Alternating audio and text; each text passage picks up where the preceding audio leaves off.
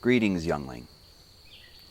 In our previous lesson, we discussed your first steps of lightsaber combat, including how to hold your saber in two different appropriate stances for Form 1, and also for how to move while holding your lightsaber, so that way you can move efficiently and smoothly. In our lesson today, we begin the discussion of lightsaber defense. Master Yoda said that a Jedi should use the Force for knowledge and defense. And so, in keeping with the Jedi tradition, we will begin with how to protect yourself with the lightsaber. Now, some lightsaber league's rules state that you must attempt to block before returning an attack. And in some cases, it's simply the first to score a killing point wins, although extra points are granted for successful defenses first before returning an attack. Let's begin. There are two places of a blade that a combatant must understand when learning to use their lightsaber. There is what's called the strong of the blade, which is the lower portion. There is also the weak of the blade, which is the higher portion. If you can block an incoming attack with the strong of the blade, then your blade will not be moved because you are keeping a stronger grip here.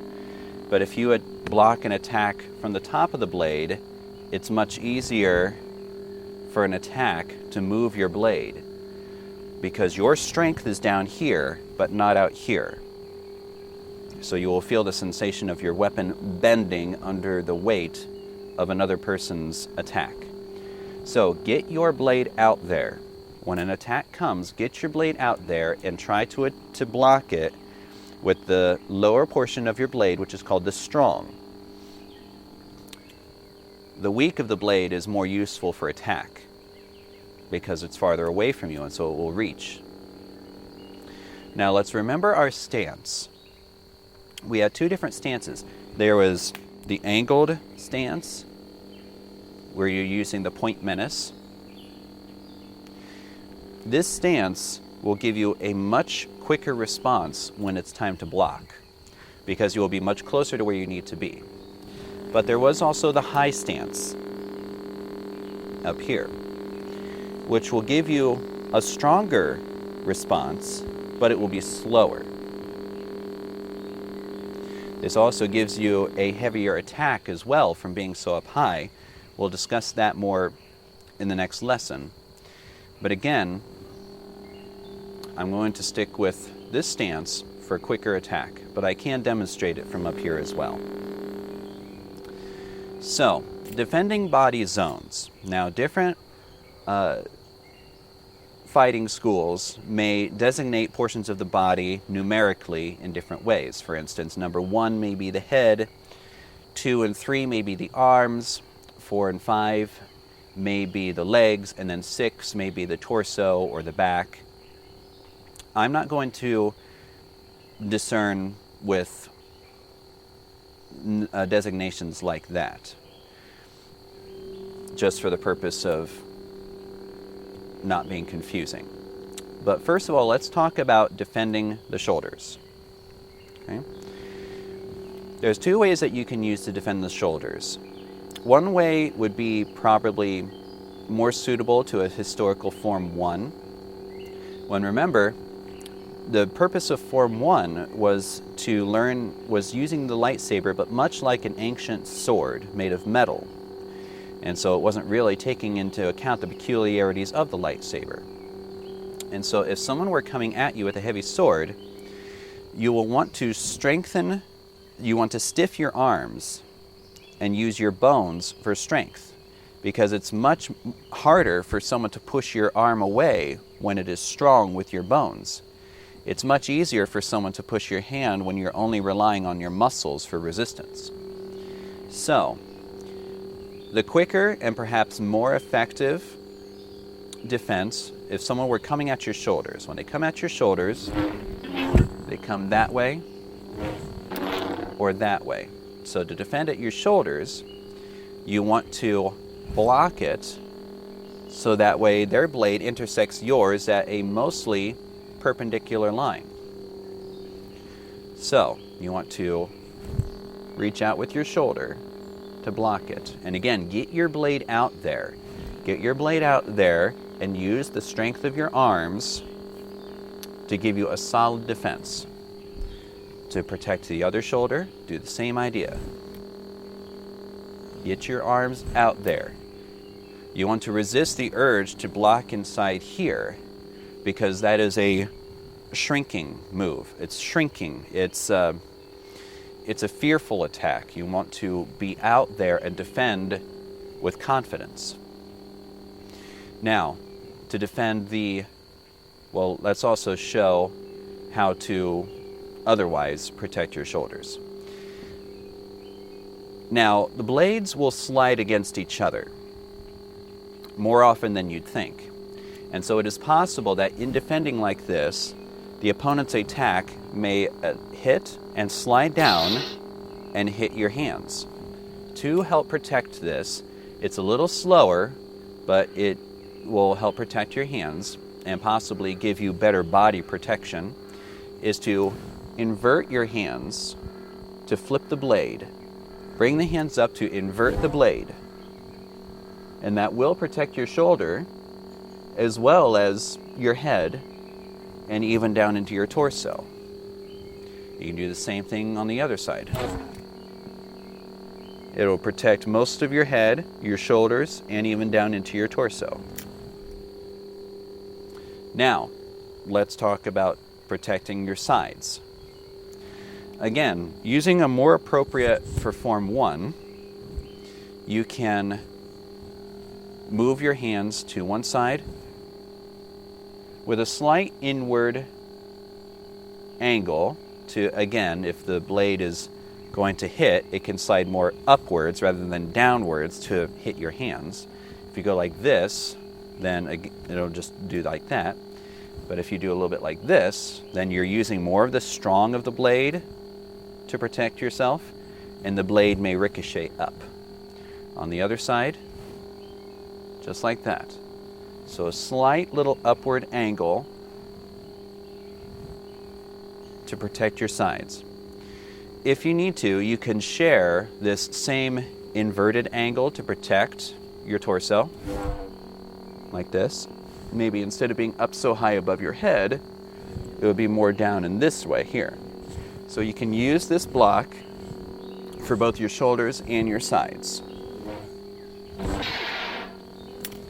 If you need to, you can release this hand a little so it is still pressing against your hilt, your weapon, the body of the weapon, to give it some stability, but you're not twisting your hands so much this way, so you can go like this.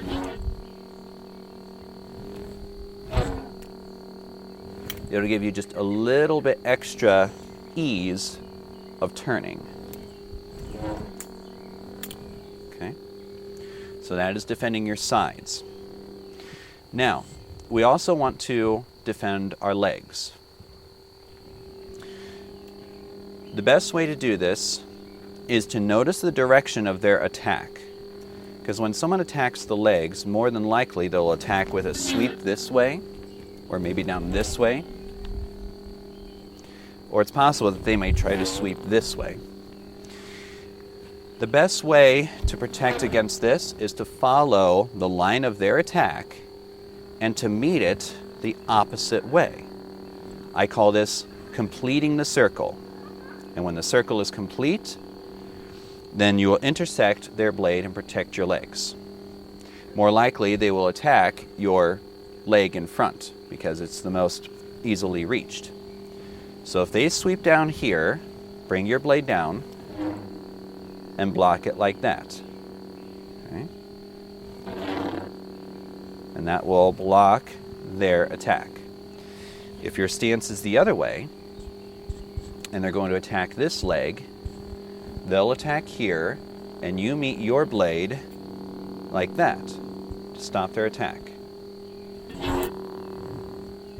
And with this circle motion, you may be using the weak of the blade to attack it, but with this extra circular motion, you're providing a little extra momentum to knock their saber out of the way. Now we should also discuss protection of the head. Now, you should come to an agreement as to what body zones are going to be used as points or scoring when you are sparring with another lightsaber duelist. But in the event that an errant attack goes wild, you'll need to know how to protect your head. So, to protect your head, say that they're coming at you from an overhead attack, or perhaps their shoulder attack is a little too high and it turns more into a chop, then you'll want to bring your blade, similar to how you did these, but bring it a little bit more flat. A still downward angle, so that way as the blade hits, it'll slide off to the lower side. Because if you simply do like this, then it's going to simply ricochet and come down and hit your hands, or hit your weapon. So an attack is coming from above, so you'll want to block upward. And really, either block would probably be fine.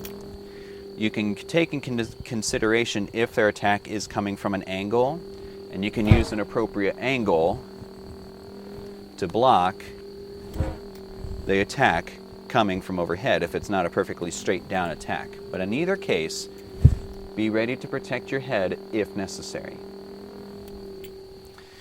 Another lightsaber defense that we can use is what's called the parry. Now, to parry, it's designed to deflect an opponent's blade rather than absorb an attack. The defenses that we've been using are meant to essentially stop the blade, but not to deflect it. So let's say, now again, well, I'm going to discuss a thrust. A thrust is an inward stab toward an opponent, where it's not so much a swing, but it's more of a stabbing motion, an inward thrust, rather than a full swing as in Form 1. So thrusts are used more in what we would say is Form 2, which is much more of a sword fighter's stance, a sword fighter's form. But that's not in the discussion of this lesson. But should a thrust come against you, which would be out of form, but it's to be expected, the idea is to deflect the blade. So a little smacking aside of it, even with the weak of your blade. Because if you can catch it with the weak of your blade, then you can shove it aside and maybe even have an opportunity to return an attack. But we'll discuss that in another lesson. So the parry, a short little side swipe, can be used to deflect a thrust that's being charged at you. Now, not every defense is going to use a lightsaber. Sometimes to defend yourself, it's just as simple to be out of the way. If it is necessary where you cannot reach with your blade, because perhaps you have blocked down here and an attack is coming more to your side, you may decide that you can shift. You can move your body as necessary to dodge incoming upward attacks, or you can simply step back. Or if an attack is coming from the leg, you can lift that leg to bring it out of the opponent's range. And when you do, their blade will swing where your leg was, and they'll have swung, and you will have the opportunity to return an attack. But again, we can discuss counterattacks in another lesson. So, an alternate defense is simply to get your body out of the way, or to retreat. If they are advancing, you can back up, to be out of the way, even as you are perhaps deflecting, but you can back up to bring yourself out of measure, or to bring yourself into a proper measure. If they're advancing too much, then you can bring yourself to a better measure. Or you can simply pull out if you want to take a moment and recenter yourself before returning to combat. Now let's discuss binding. It's very common in very public lightsaber fights to see a bind, where two combatants will come together and they will bind. And the blades will lock against each other, and then it's a pushing movement to get out of the way. The reason why it doesn't often work in lightsaber combat is because these blades are slippery. The blades don't stick together as well as what might be publicized, but they'll slide against each other. So do not expect a bind to truly happen, especially when you're dealing with fast movements of opponents. Now, if you are choreographing your own fight, which is a possible wish to learn a lightsaber form, is to have an impressive looking choreographed fight, then you may decide to use binds, and that is fine. But do not expect them to happen in a real dueling situation. So, binding may happen historically if a sword has a crossbar here to protect the hands. When the blades meet, they bind at this. But even then, metal swords will often slide against each other too. So don't expect binding to happen in a real dueling situation. Let me make a small addendum to binding here. Now, in binding, as we see sometimes in a galaxy far, far away, there are these two big swings which clash and hit each other, and they're binding against each other's blades. That may not happen so much as people attacking each other. More likely, you're to ricochet off each other. But sometimes you may find in a combat scenario that, especially in the beginning, another contestant may push their blade against yours and push you against the weak of your blade. This is a testing mechanism. They want to see what your resolve is. They're going to see, are you going to give or are you going to fight back? And so in that sense, there may actually be binding and pushing against each other with the weaks of your blades. Or maybe if it's a little closer, pushing with the strongs of your blades, but then it could be very easy to simply tip in and catch them. So, that might happen where they're testing your metal to see what happens, and so there's this binding that's happening and you're pushing against each other, where you can try to sweep out and attack them perhaps. Or you can disengage and come at them that way, although I would recommend not spinning at this stage.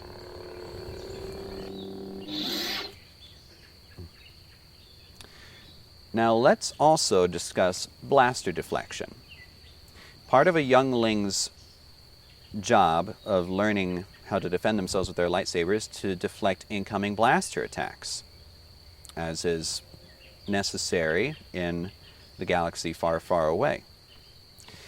Now, I will not task you by wearing a helmet to do this. You may use your sight, but the job is similar to the American sport of baseball, where you bring your hands to the ball. In this case, you're going to bring your hands to the bolt. You will use the strong of the blade to deflect incoming attacks. Now you can use soft balls, soft inflatable balls, squishy balls, or in my case I will be using tennis balls. You'll bring your hands up to deflect the attacks, but you don't need to try to block everything. Much as a baseball pitch may sail past the baseball player and not be worthy of their attack, in the same way, you don't need to block everything that comes at you if it's not going to hit you in the first place. So learning to attack that which is just right in your area. Okay?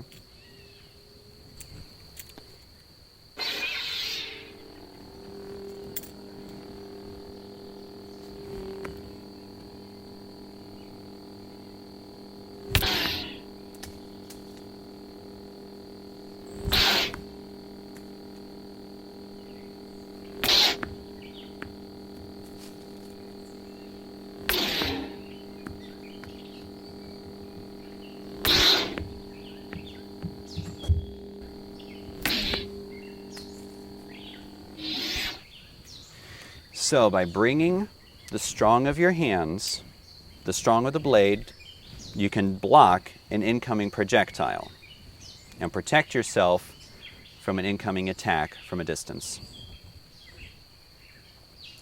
So, it's important again not to overstretch. You may notice the first one sailed past me. I didn't even really need to hit it.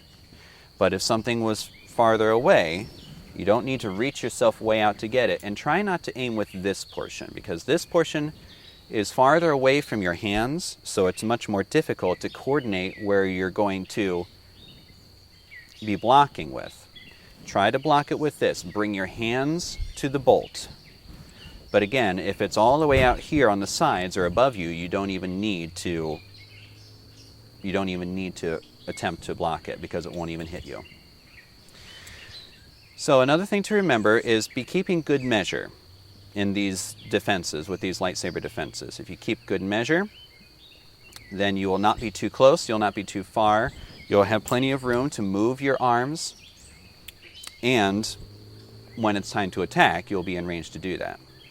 So I will demonstrate these defenses one more time in sequence.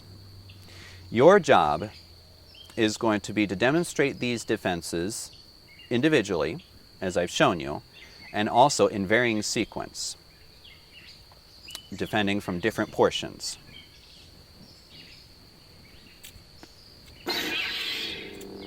And I will again start from this position in defending.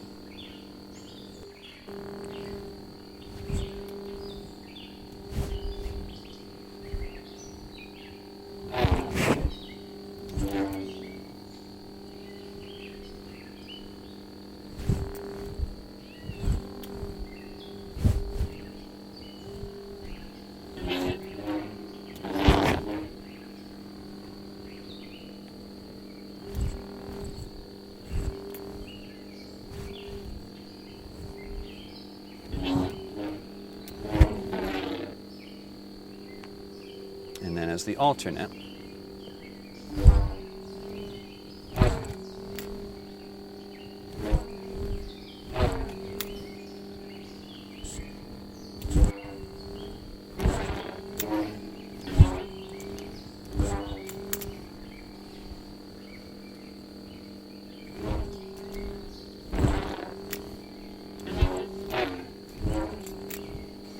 now I will demonstrate these from a high guard perspective.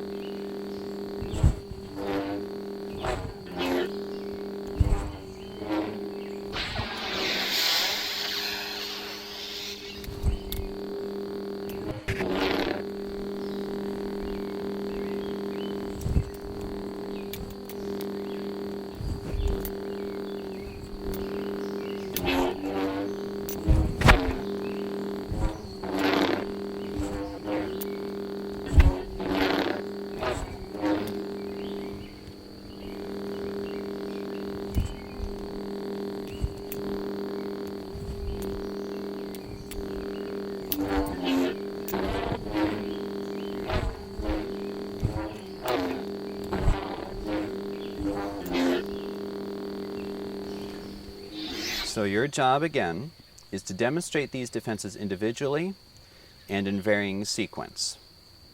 You'll also be tasked with blocking incoming fire from, again, soft balls, soft projectiles. If you can block 5 in a row, that would be very good. So, that is all for this lesson. In the next lesson, we will discuss attacks. Until that time, may the Force be with you.